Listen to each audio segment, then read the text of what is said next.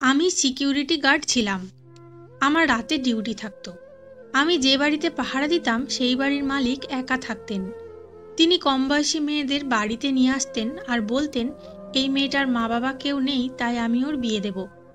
আর 1 মাস পর সেই মেয়েটা কোথায় যেন উধাও হয়ে যেত, আর তার খোঁজ পাওয়া যেত না। একদিন উনি একটা অল্প বয়সী মেয়েকে নিয়ে আসেন। মেয়েটার মুখ ঢাকা ছিল। আমার দিকে তাকিয়ে সে কেঁদে ফেলল। এটা দেখার পর আমার খুব অস্থির লাগছিল। তাই আমি মালিকের ঘরের দিকে গেলাম। ওখানে যাবার পর মালিক আমার সাথে, আমার নাম কৃষ্ণ, আমি একটা ধনী লোকের বাড়িতে সিকিউরিটি গার্ডের কাজ করতাম। আমার বাড়ির অবস্থা ভালো নয়। আমার বউ এই পৃথিবী ছেড়ে চলে গেছে। আমার সব থেকে ছোট মেয়েটিকে জন্ম দেবার সময় আমার স্ত্রী মারা যায়। আমার বড় মেয়ে সঙ্গীতা আমার বাকি মেয়েদের খেয়াল রাখে, কারণ আমার নাইট ডিউটি থাকে। আমি অনেক ছোটখাটো কাজ করার পর এই কাজটা পেয়েছিলাম। এই মালিকের অনেক বড় বাংলো ছিল। তিনি আমাকে রাতে বসার জন্য একটা ছোট্ট ঘর বানিয়ে দিয়েছিলেন। ওই ঘরটার জন্য আমি ঠান্ডার সময়ও আরাম করে বসতে পারতাম। আমার কাজ করা অনেকটা সহজ হয়ে গেছিল। আমার মালিকের নাম সুভাষ সেন। উনি অনেক বড় মানুষ ছিলেন।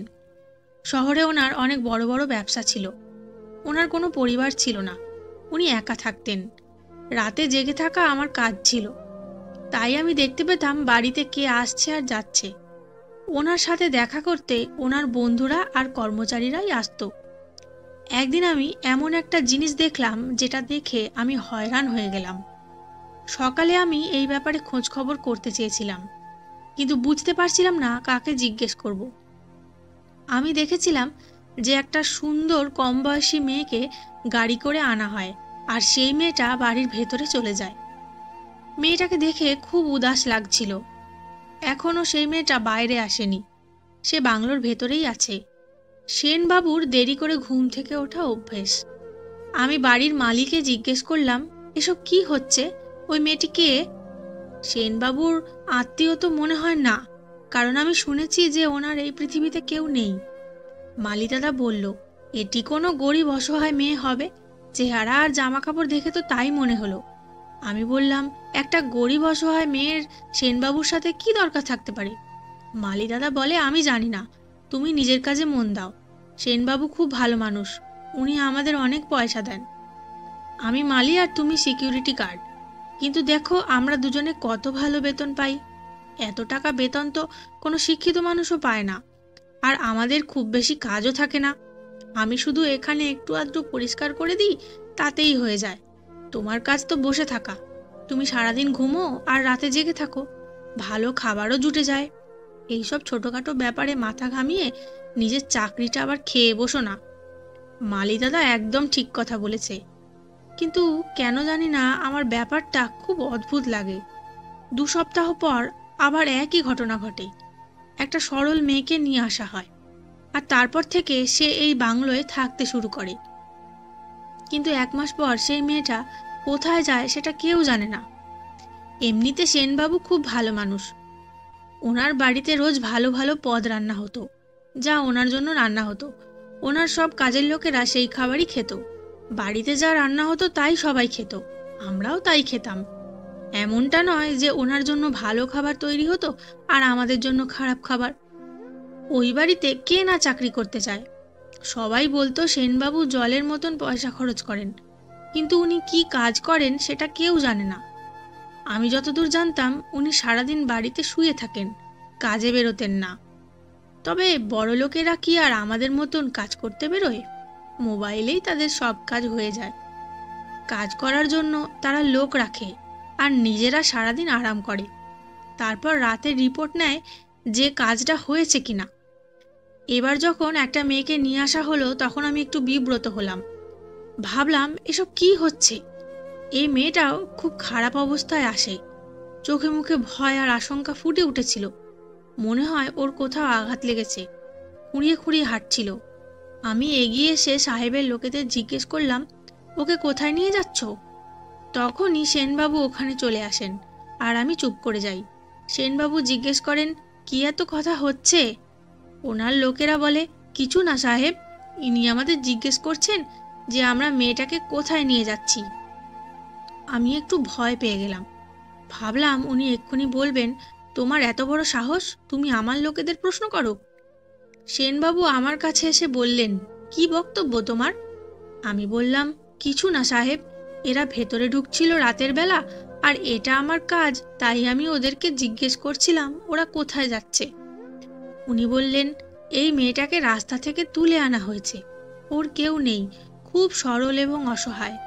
আমি এমন কিছু লোক রেখেছি যারা এরকম মেয়েদের খুঁজে বার করে, যাদের এই পৃথিবীতে কেউ নেই, আর তাদেরকে এই বাড়িতে নিয়ে আসে। উনি নিজে থেকেই আমাকে সব কথা বলতে থাকেন। এই মেয়েগুলোর পরিবার বলে কিছু নেই, এরা রাস্তায় পড়ে থাকে। কম বয়সী মেয়ে রাস্তায় পড়ে থাকলে তাদের সম্মান নিয়ে টানাটানি হয়, তাই আমি এদেরকে আমার বাড়িতে নিয়ে আসি। কিছুদিন ওরা এখানেই কাজ করে, তারপর একটা ভালো ছেলে দেখে ওদের বিয়ে দিয়ে দিই। এটা শুনে আমার খুব ভালো লাগলো। আমি ভাবলাম যে মানুষটা এত লোকের উপকার করে, তার থেকে খারাপ কিছু আশা করাও পাপ। আমি খুশি হয়ে বললাম, এটা তো একটা পবিত্র কাজ, খুব কম মানুষ এমন ভালো কাজ করার সুযোগ পায়। ভগবান আপনার মঙ্গল করুক। সেনবাবু আমার কাঁধে হাত রেখে বলেন, তুমিও তোমার কাজটা খুব ভালোভাবে করছো, এইভাবেই কাজ করতে থাকো।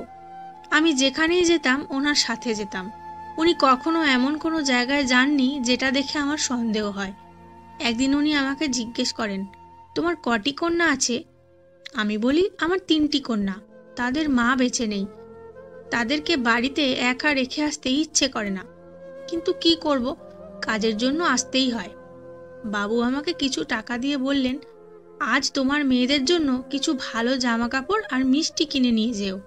উনি সত্যিই খুব ভালো মানুষ, সবার কথা ভাবেন। আমি যখন আমার মেয়েদের জন্য ভালো জামা কাপড় আর মিষ্টি নিয়ে যাই, তখন তারা খুব খুশি হয়। ওরা সেনবাবুকে আশীর্বাদ করে। আমি এই চাকরিটা পেয়ে খুব খুশি ছিলাম। এখানে কাজ করে আমি টাকাও পেতাম, আর যার জন্য কাজ করতাম তিনিও একজন ভালো মানুষ ছিলেন, সবার খেয়াল রাখতেন। এমন একটা মানুষের জন্য কাজ করতে সবার ভালো লাগে, নিজেকে কখনো ছোট মনে হয় না। আমার কখনো নিজেকে চাকর মনে হতো না, মনে হতো আমি একজন শ্রমিক, যে এখানে তার নিজের কাজ করতে এসেছে। কারণ সাহেব কখনো আমাকে চাকরের মতো হুকুম করতেন না।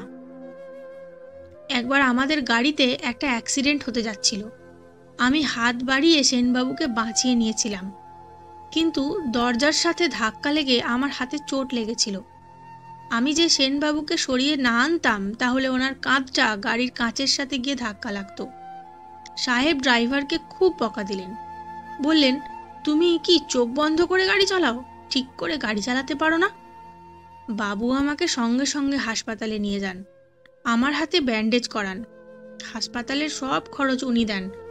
তারপর উনি বললেন, তুমি চাইলে একদিন বাড়িতে আরাম করতে পারো, তোমাকে কাজে আসতে হবে না। উনি আমাকে ধন্যবাদ দিলেন, বললেন আমি ওনার প্রাণ বাঁচিয়েছি। উনি আমাকে কিছু টাকা দিয়ে বললেন, একদিন আমি কাজে আসব না, তাই এই টাকা দিয়ে বাড়ির রেশন কিনতে। আমি আমার বড় মেয়ের বয়স 15 বছর, মেজো মেয়ের বয়স 10 বছর, আর ছোট মেয়ের বয়স 5 বছর, তাদেরকে আমি স্কুলে ভর্তি করিয়ে দিয়েছিলাম। সেনবাবু টাকা দিয়েছিলেন বলেই এটা সম্ভব হয়েছিল, না হলে এসব সম্ভব হতো না। আমি তো সঙ্গীতাকে স্কুলেও ভর্তি করাইনি, সে তো অশিক্ষিতই থেকে যেত। সে বলেছিল সে চায় না তার বোনেরাও তার মতো অশিক্ষিত থাকুক, তাই আমি আমার মেজো মেয়ে আর ছোট মেয়েকে স্কুলে ভর্তি করিয়েছিলাম। আমার বড় মেয়ে বাড়িতে থেকে তাদের দেখাশোনা করত। তার বোনেরা স্কুলে ভর্তি হওয়ায় তার কাজ আরও বেড়ে গেছিল। তাদেরকে সকালে ঘুম থেকে তুলে স্কুলে পাঠানো, এসব তাকেই করতে হতো। কিন্তু সে বলেছিল সে এইসব করবে। সে চায় না তার বোনেরা অশিক্ষিত থেকে যাক, কারণ সে জানতো এই সমাজটা অশিক্ষিত লোকেদের জন্য আরও কঠিন। একদিন রাতে আমি দেখি একটা বুড়ো লোক বাংলোর আশেপাশে ঘোরাঘুরি করছে। তিনি খুব চিন্তিত দেখাচ্ছিলেন, বারবার বাংলোর দিকে তাকাচ্ছিলেন আর ভেতরে ঢোকার চেষ্টা করছিলেন। আমি ওনাকে থামিয়ে জিজ্ঞেস করি, বাবা কি হয়েছে, আপনার কি জল তেষ্টা পেয়েছে? আমার কাছে জল আছে, আপনি খাবেন? উনি বলেন, না, আমি খুব চিন্তায় আছি, আমি আমার মেয়েকে খুঁজে পাচ্ছি না। আমি শেষবার তাকে এই বাংলোর দিকেই আসতে দেখেছিলাম। আমি বললাম, আপনার কোথাও একটা ভুল হচ্ছে। আমি এখানে অনেকক্ষণ ধরে বসে আছি, আমি কোনো মেয়েকে এদিকে আসতে দেখিনি। বৃদ্ধ মানুষটি মাথা চাপড়াতে চাপড়াতে বললেন, কে জানে আমার মেয়েটা কোথায় চলে গেল। সেই কখন থেকে তাকে খুঁজে বেড়াচ্ছি। তুমি যদি তাকে দেখতে পাও তাহলে তাকে আমার কথা বলো, বলো যে তার বাবা তাকে খুঁজতে এসেছিল। আমি বললাম, আপনি কোনো চিন্তা করবেন না, আমি পারলে নিশ্চয়ই আপনাকে সাহায্য করব। ওনাকে দেখে আমার খুব খারাপ লাগলো। ভগবানকে আমি বললাম তিনি যেন ওনাকে সাহায্য করেন। একদিন সাহেবের একজন খুব বিশ্বস্ত লোক রমেশকে ফোনে কথা বলতে শুনি। তিনি ফোনে বলছিলেন যে তার মালিক তাকে সময় মতন পয়সা দেন না। বলছিলেন তিনি তো কাউকেই সময় মতন টাকা দেন না। ওনার অহংকার খুব বেড়ে গেছে, আমাদেরকে দিয়ে কাজ করিয়ে নেয়, তারপর আমাদেরকে আর টাকা দেয় না। আমি শুনে অবাক হয়ে গেলাম। সেনবাবুর মতন একটা ভালো মানুষের নামে এই লোকটা এইসব কথা বলছে। রমেশ সেনবাবুর খুব বিশ্বস্ত লোক। ওনার ফোন ধরা থেকে শুরু করে ওনার সব কাজ ইনিই করেন। যার নুন খাচ্ছে তারই বদনাম করছে। আমি তো কখনো সাহেবের নামে এসব কথা বলতেও পারবো না, কারণ আমি জানতাম যে উনি খুব ভালো মানুষ, উনি খারাপ কিছু করতেই পারেন না। দুদিন পর আমার হাত ঠিক হয়ে যায় আর আমি কাজে যোগ দিই। তারপর একটা অদ্ভুত ঘটনা ঘটে। সেই রাতটা আমার জীবনের সব থেকে ভয়ঙ্কর রাত। আমি কোনোদিন ভুলবো না সেই রাতের কথা। সেই রাতে রমেশ এবং সেনবাবু আরেকটা লোক একটা মেয়েকে ধরে আনে। মেয়েটির বয়স 14-15 বছর হবে।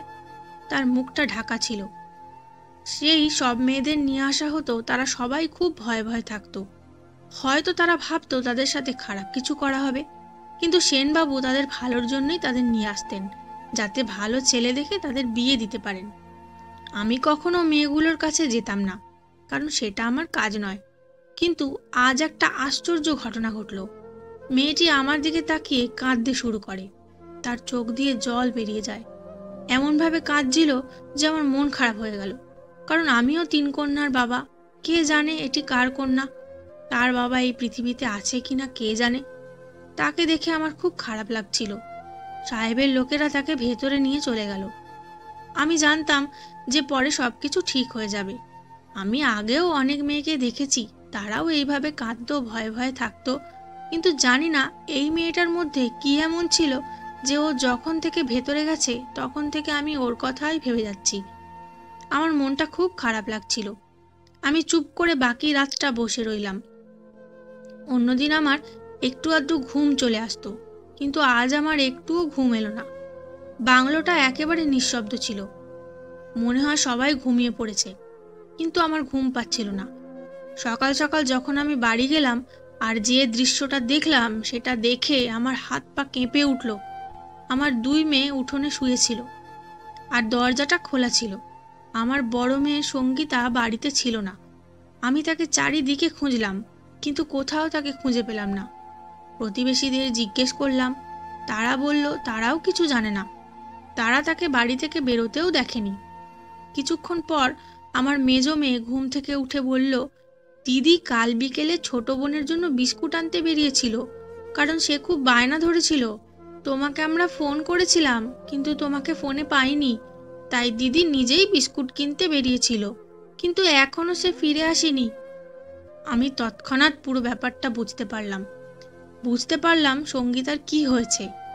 সেই দিন যে বৃদ্ধ মানুষটি আমাদের বাংলোয় এসে তার মেয়েকে খুঁজছিল, সেই মেয়েটি আমাদের আশেপাশেই থাকে, তাই তিনি খুঁজতে এসেছিলেন। আর কাল রাতে সেনবাবুর লোকেরা যেই মেয়েটাকে নিয়ে এসেছিল সে আর কেউ নয়, সে আমার মেয়ে সঙ্গীতা। সেই মেয়েটা আর সঙ্গীতার বয়স 1, আর তাই সে আমার দিকে তাকিয়ে কাঁদছিল। তা না হলে সঙ্গীতা এই সময় কোথায় থাকবে? তার মানে এরা সব মিথ্যে কথা বলেছিল। তারা নিরাশ্রয় অসহায় মেয়েদের তুলে নিয়ে আসতো না, বরং তারা মেয়েগুলোকে অপহরণ করত। তাদের বিয়ে তো দিতই না, নিশ্চয়ই তাদের সাথে খারাপ কিছু করত।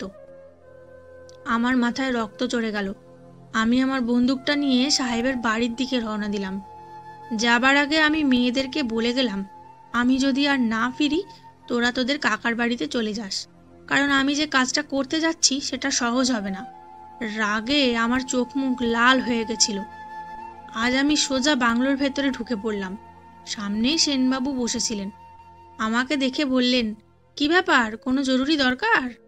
আমি বললাম, সাহেব, কাল রাতে যে মেয়েটাকে আনা হয়েছে সেই মেয়েটা কোথায়?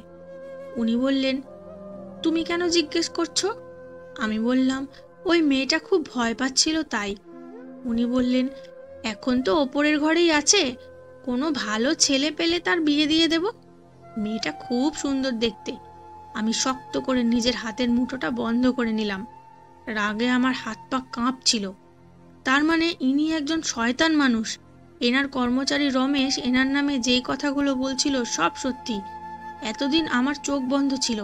আমি ভাবতেও পারিনি যে এই মানুষটা এরকম হতে পারে। যার সম্বন্ধে কথা বলছিল সে আর কেউ নয়, আমার নিজের মেয়ে। এর আগেও উনি কত মেয়েকে এখানে নিয়ে এসেছে আর মিথ্যে বলেছে যে আমি তাদের বিয়ে দেব। 1 মাস পর সে মেয়েগুলোকে আর খুঁজে পাওয়া যায়নি। হয়তো তাদেরকে মেরে ফেলা হয়েছে, নয়তো কোথাও বিক্রি করে দেওয়া হয়েছে। আমি সেই মেয়েগুলোকে বাঁচাতে পারিনি, কিন্তু আমি আমার নিজের মেয়েকে নিশ্চয়ই বাঁচাবো।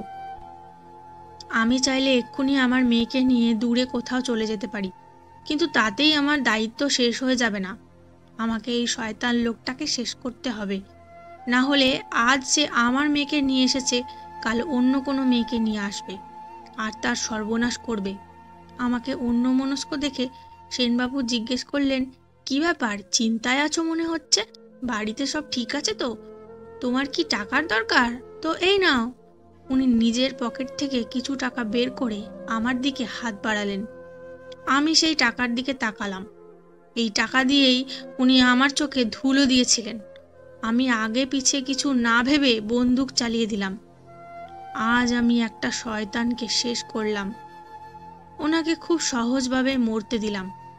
আমি সঙ্গীতাকে উদ্ধার করতে ওপরের ঘরে গিয়ে পৌঁছলাম। দরজাটা খুলে যা দেখলাম তাতে আমার হুঁশ উড়ে গেল। আমার মেয়ে ওখানেই ছিল, কিন্তু তার মধ্যে প্রাণ ছিল না।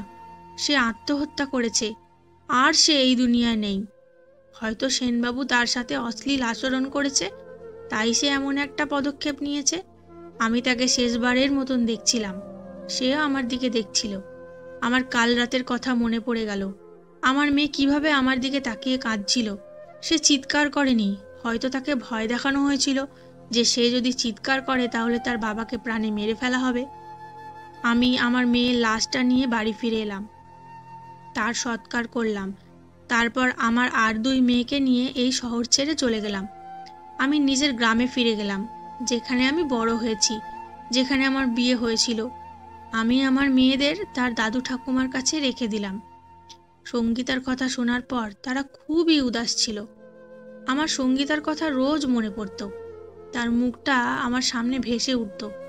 আমার মনে হতো তার মৃত্যুর জন্য আমিই দায়ী। আমি চাইলে তাকে বাঁচাতে পারতাম। কেন আমি কিছু করলাম না? কিছুদিন পর সেনবাবুর ব্যাপারে খবরের কাগজে একটা বড় আর্টিকেল দেখলাম। সেটা পড়ে আমি জানতে পারলাম যে সেনবাবু ওই কাজটা ইন্টারন্যাশনালি করতেন। অনেক বড় বড় এজেন্সি তার পেছনে পড়েছিল। রমেশও তার সাথে এই কাজে যুক্ত ছিল। সে বয়ান দিয়েছে যে এই সব মিথ্যে কথা, আমরা মেয়েগুলোর বিয়ে দিতাম না। সেনবাবু 1 মাস মেয়েগুলোকে তার কাছে রাখত, আর যখন তার মন ভরে যেত তখন তাদেরকে বাজারে বিক্রি করে দিত। আমার মনে হলো আমি খুব ভালো কাজ করেছি এমন একটা লোককে শেষ করে। আমার এ ব্যাপারে কোনো আফসোস ছিল না। যদি কোনোদিন পুলিশ আমার খোঁজে আসে তাহলে আমি তাদের সাফ সাফ বলে দেব, জি হ্যাঁ, আমি ওনাকে খুন করেছি, আমি পালাবো না। কিন্তু আমার 2 মেয়ের জন্য চিন্তা হতো। আমি প্রার্থনা করতাম যে সঙ্গীতা যেন স্বর্গে স্থান পায়, তার আত্মা যেন শান্তি পায়। তার স্বপ্ন ছিল যে তার 2 বোন লেখাপড়া শিখে ভালো মানুষ হবে, আর এখন সেটা আমারও স্বপ্ন। গল্পটি সমাপ্ত হলো। বন্ধুরা, গল্পটি আপনাদের কেমন লাগলো তা অবশ্যই কমেন্টের মাধ্যমে জানাবেন। আমি আপনাদের সকলের কমেন্টের উত্তর দেওয়ার চেষ্টা করব।